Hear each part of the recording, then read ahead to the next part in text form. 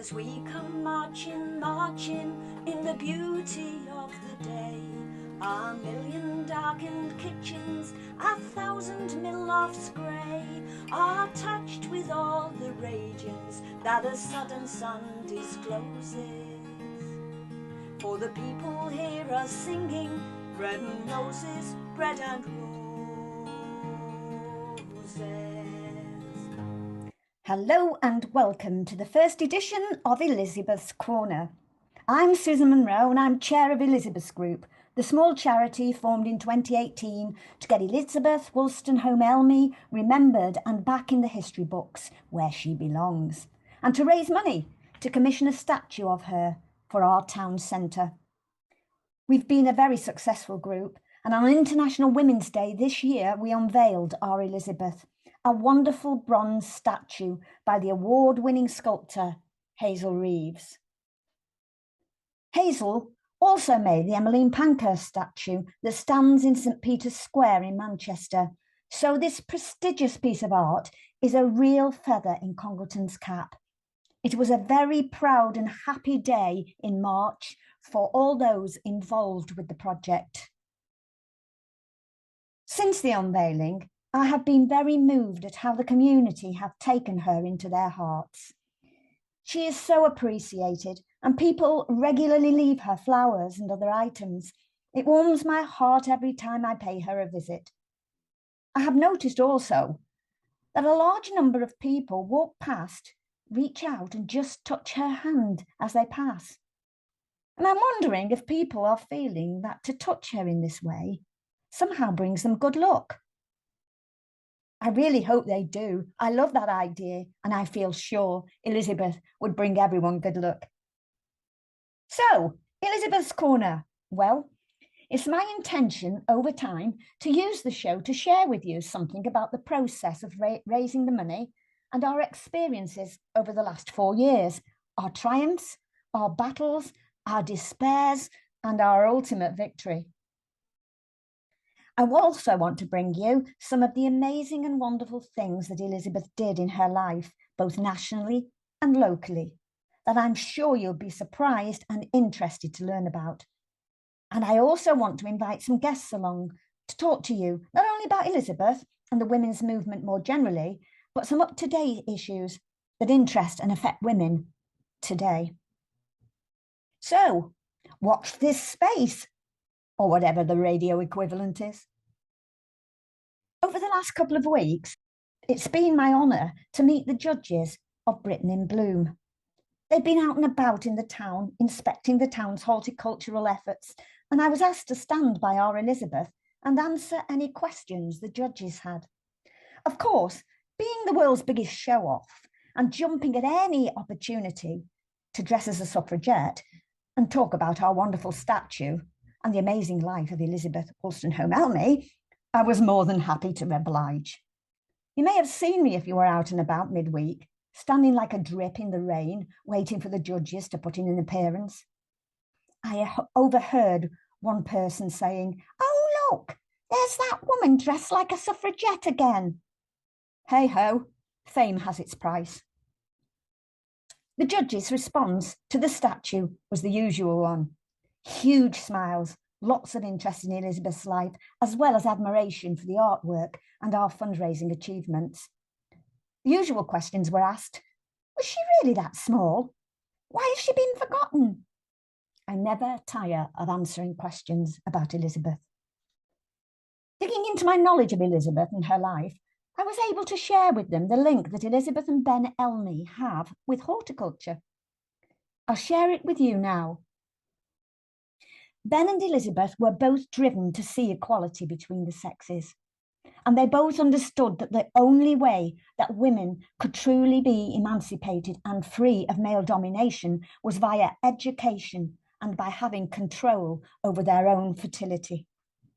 So way back in the 1860s, 70s, Elizabeth taught mill workers at the Co-op meeting room in Mill Street and the pupils in her school in Moody Street exactly how their bodies worked and how to prevent unwanted pregnancy. If you consider how taboo that subject must have been in Victorian Britain, you can understand that this was no easy task and took considerable bravery. So Ben wrote a series of books which used plants and flowers to explain the working of the human reproductive system. And Elizabeth used these books to teach her girls in the school and the workers at the co-op lecture room. The book they used for young children, very young children, was called Baby Buds. And they used this to teach children as young as 6 years old, for they believed that as soon as a child asked the inevitable question, where did I come from? They should be given the true facts, not fobbed off with infantilized language and silly untruths, as so often happened and sadly still does today. The book for the older pupils at the school and for the adults at the co-op was called The Human Flower. Several years after Ben wrote his book, Charles Braidlaw and Annie Besant, famous secularists of that time, published a similar book and were prosecuted and imprisoned under the obscenity laws of the day. So you can understand the risks that the Elmys ran and how important they must have felt this was. Ben was truly a feminist par excellence.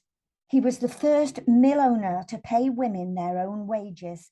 Yes, unbelievably, before Ben, men could turn up at the mill gates and claim their wives' and daughters' wages and spend their hard-earned money any way they wanted to. For this reason alone, Ben made many enemies.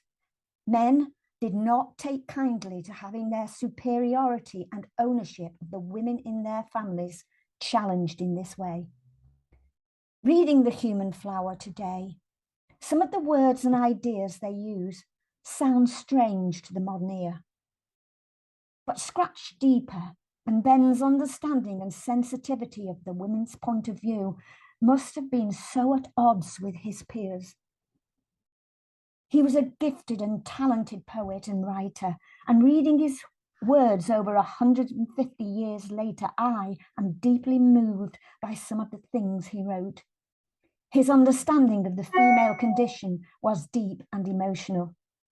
At a time when no man considered his wife as equal, that her body belonged to him, and marital rape considered normal and not against the law, Ben spoke out. He spoke to the men of his age, imploring them to treat their wives with love. Ben's voice calls down the years as I read The Human Flower. I'll read you some of his words now. A coming age will find it difficult to credit how utterly man ignored and excluded any regard for woman's choice or feelings or welfare in this, the most vital of functions. And later in the book, he writes this: no true affection, no true love would ever prompt or permit to inflict a grief or injustice on so reluctant a partner and submit her to the possibility of undesired maternity. It is a procedure equally unjustifiable and inhumane to both the mother and the unwelcome child. Old-fashioned words, but such modern ideas. I find Ben's writings quite beautiful and have been reduced to tears at the sentiment and depth of feeling he seeks to express. What a guy. No wonder Elizabeth loved him. A true gentleman, a true gentle man. Ben Elmy was truly a man way ahead of his time in both his thinking and his action. Without Ben, Elizabeth would have found her job even harder than it was. His total support and commitment gave us the Married Women's Property Act and the Guardianship of Infants Act, two very important pieces of legislation on the road to equality.